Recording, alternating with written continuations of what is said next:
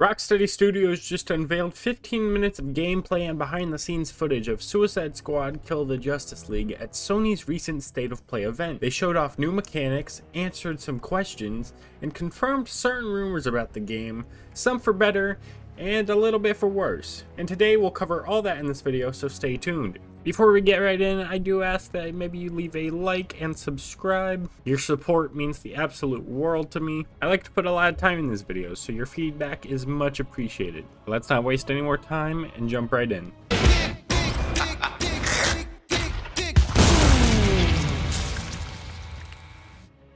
What's up guys, Gonna Gaming here, and today I just wanted to talk about an upcoming game that I am very excited for called Suicide Squad Kill the Justice League. If you don't know, I am a massive fan of the Batman Arkham games, so when they announced Suicide Squad Kill the Justice League was not only Rocksteady's new game, but an extension of the Arkhamverse, you know your boy was hyped. But as time goes on and we get closer and closer to the release date, there are a few things I am kind of skeptical about. Not to say that I'm not hyped for the game still, but there's just an uneasy feeling that I'm left with as we get closer and closer and we see more and more of this game, and I'm gonna go over that with you today. We're gonna mainly focus on the 15 minutes that they showed off at the State of Play event this week, and at first I'm gonna go over things that I did like, and then after that we're gonna get into some things that I didn't like and things that I'm very worried about. And before I get that one person in the comments saying, you don't care about this universe, you don't give a fuck about these games, you just want to blindly hate on something. I have played all 4 Arkham games on release. I have 100%ed Arkham Asylum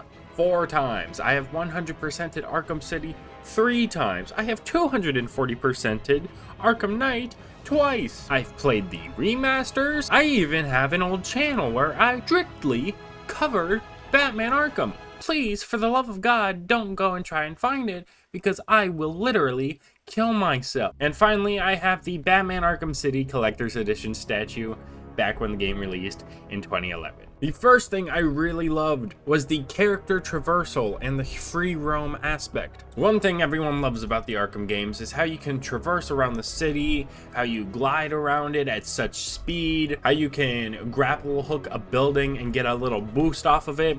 Sometimes you can even ride in the Batmobile. And I'm happy to see that with each character's traversal in this gameplay footage, that it looks just as fast, just as wild, and just as free. You have Harley with her acrobatic moves using a bat drone to swing around the city like she's Spider-Man. She's doing slides and flips and all this other shit off of buildings, and she looks the most fun to play as. You have Captain Boomerang, who has a Speed Force gauntlet. Wherever he throws his boomerangs, he will travel really fast in that direction. You have Deadshot being an air support character, and he's able to fly around all throughout the city and take care of the skies above. And you have King Shark as a tank who's climbing and jumping over buildings, and it looks like he's kind of able to shift direction mid-air to change the trajectory of where he's going. It doesn't look like there's any stupid sky limit like a certain other superhero game, and the way you traverse around the city actually looks pretty fast, unlike another certain superhero game. It's been confirmed that Metropolis is twice the size of Batman Arkham Knight's Gotham City, which is fucking huge. And I'm so glad that you're able to traverse around at such speed with such variety, because for a map at a game like this, you're really gonna need that. It's gonna be very cool with 4 people, and if you need someone in a certain location, they could just go to it as soon as possible, as quick as possible, and it'll be very interesting to see how it plays out in the game. And another thing I'm excited about, which I never really ever had doubts if it was going to be bad or not, is the story. Rocksteady's past 3 Arkham games have had a phenomenal story in each one, and by the looks of the story trailer and everything we've seen story-wise, this looks like it will be just as great. I'm hoping we can actually follow through with that Kill the Justice League title. That's a direction a lot of superhero projects don't normally go to. The little bit between Flash and Diana at the end of the gameplay trailer was compelling as shit. When she holds Flash with the lasso of truth and asks, how do we stop this? And his reply being, you have to kill us, Diana. Her eyes filled with such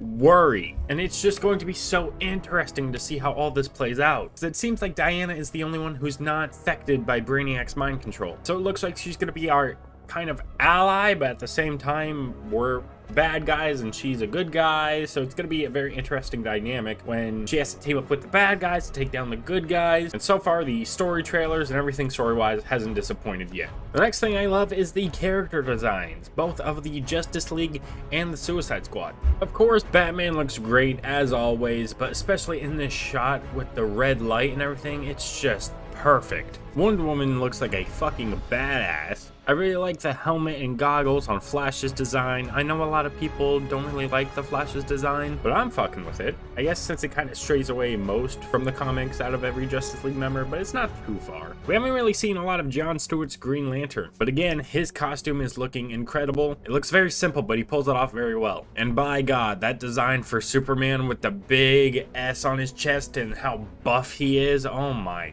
God. And then for the Suicide Squad, you got Harley looking great as always. You got Deadshot with his body armor, in which he somehow still manages to look buff through the armor. You got Captain Boomerang with this kind of trashy feeling look, but he still somehow manages to pull it off. And then there's King Shark, who I love, the adorable goofball. And all the designs for the Suicide Squad can just be heightened by adding different cosmetics onto them. You can have different cosmetics for each character. They didn't really show too much, but from the looks of it, it doesn't look very generic, like someone's hair colors being changed and that's it.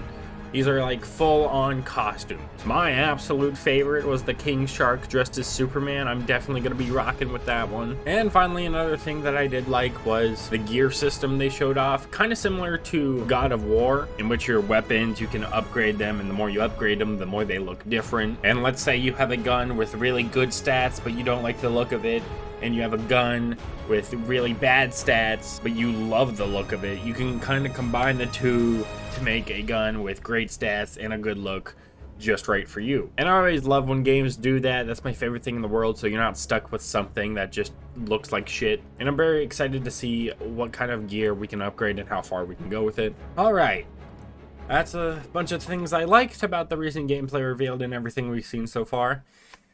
Let's talk about the things I'm worried about. First off, and probably the most talked about and controversial bit of information, is that this game is going to be live service, and there are no two words that fill me with more fear for a video game than those two. Not to say that a live service video game can't work, it's just that the track record of a live service video game not being completely shitty in the past is not so great. I'm just curious on why this game was announced 3 years ago and it's not until right now, 3 months away from the game's release, that they decide now they would confirm that's a live service game. It's just like, why would you wait so long? Was this planned from the beginning? Was this something that was tacked on last minute? I think the biggest worry for me comes with the fact that most live service games that include a story don't actually end up giving you a full experience and a complete story. Because once again, with this game, we're hearing things that were promised in other games, like new characters being added in the future, new content missions that you could do after the game's release. And that makes me just a little bit worried that the campaign is not done. I think that the best case scenario that this works is that day one, when the game launches, they can have no problems whatsoever. No major bugs, no game crashes, nothing that they have to work overtime to fix. And then after that, you just consistently release content in an amount of time that's not too long to where people will lose interest in this game. Because again, that was the mistake with Marvel's Avengers, is that the game dropped, we didn't have a roadmap, and it took like 8 months to over a year for a major update for that game to come out. And now look where the game is at currently. Like, if you're gonna add characters, if you're gonna add missions, this is something you need to decide before the game even comes out. Because there's no reason a game should release and you don't have a content roadmap, you don't inform people what's coming in the future, because it just seems like that you don't even know what's going on. Right now, this is purely just speculation due to the fact that other games like this in the past have failed before. So all we can really do is wait till the game comes out and see how Rocksteady Studios fares doing a live service game. They also announced a battle pass, but I'm not really too worried about that. They announced it cosmetic only. I don't really care too much for it. I know a lot of people are upset about it. It's just the thing, like, if you're gonna buy it, you can buy it. If not, don't. My problem with battle passes is that every game is starting to add them, and they all have a time limit. And so if you play multiple games and you have all these time limits on these battle passes, it's just unrealistic to get everything you want. Another problem that I saw in the gameplay reveal was that the enemies look kind of generic. From the looks of it, they're all kind of like Brainiac robots, and I'm kind of worried that this is just gonna be a wave simulator where you just shoot down a bunch of enemies and then it just repeats over and over and over and over and over again, and by the third mission of the game, you're bored.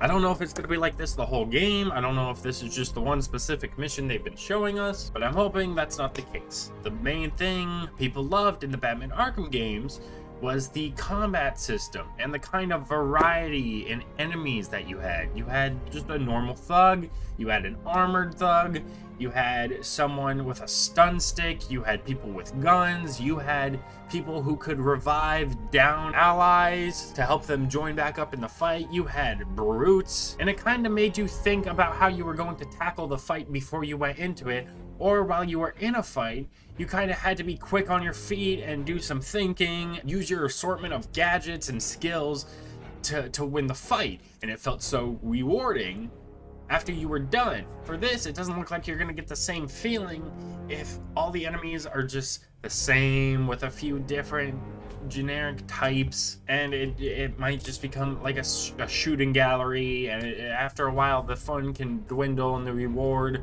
and the feeling is not going to be the same. Another thing that I do not like at all, this is no speculation, not a worry, this is just an absolute I do not agree with this decision, is that it has been confirmed that if you want to play Suicide Squad Kill the Justice League on your own, without a team, just you and a couple of AI, it requires a Wi-Fi connection. Now, I don't know why the fuck this is a thing, why it's required, who made the decision, I don't know why, but it needs to be reversed as soon as possible. There are many times when like maybe the Wi-Fi in my house will go off and I'm bored out of my mind and I've got some free time, so I just throw on a game and I play it single player. But if you're in a situation like that, you can't do that for this game apparently. And what's gonna happen in years later from now when the servers don't work anymore? Can you just not play it anymore? Is it at that point they'll finally change it? I don't know, but I'm hoping that is one thing they change as soon as possible, because that is not good for anyone at all. Those are really the main gripes that I have, the main concerns I have, and this is mostly stemming from the fact of performances of games as a service in years past. Again, we will have to see what happens, and it's going to be a short couple months until we finally have the game in our hands and we can finally see what it's all about. But I'm telling you, a lot of people are done with this games as a service model, so if you do not impress everyone on day fucking one, your game is dead on arrival. It is done for. No one is going to want to come back to it. For this last little bit of the video, I'm just going to go through their FAQ page and read out some of the questions that they have labeled on there. Does Suicide Squad support cross-platform play for online co-op? Yes, it will support full cross-platform play for online co-op. That is a very good thing. So if I want to play on my Xbox and my friend is playing on the PC, we can play together, hopefully with no problems at all. Target frame rate for Suicide Squad on the consoles will be 60 FPS, which is great because Gotham Knights, as you know, would only run up to 30 FPS on the consoles, and that is just straight horrendous. Suicide Squad's Battle Pass will be cosmetic only. It's to earn new outfits. It will have some free tiers, but of course the premium tiers you have to pay for. A price isn't really listed at this time. We're gonna have to wait for that. Will Suicide Squad have loot boxes? No. Suicide Squad will not have loot boxes, thank fucking God. It's about time that games just started getting rid of those entirely. And yeah, that's pretty much a lot of the important stuff. If you want to read for yourself, I'll leave a link to it in the description down below. If you do enjoy this video, please consider checking out my other videos. Like, I did a video seeing if Mortal Kombat 9 was as good as you remember, and I'm currently doing a Resident Evil 3 playthrough. Let me know down in the comments below, are you excited for Suicide Squad? Are you getting the game? Are you not? Are you kind of undecided right now? What are some things you're looking forward to? What are some things you're kind of iffy about? Let me know. If you did enjoy, please leave a like, consider subscribing. Yeah, I hope you have a great rest of your day. Take care. Peace.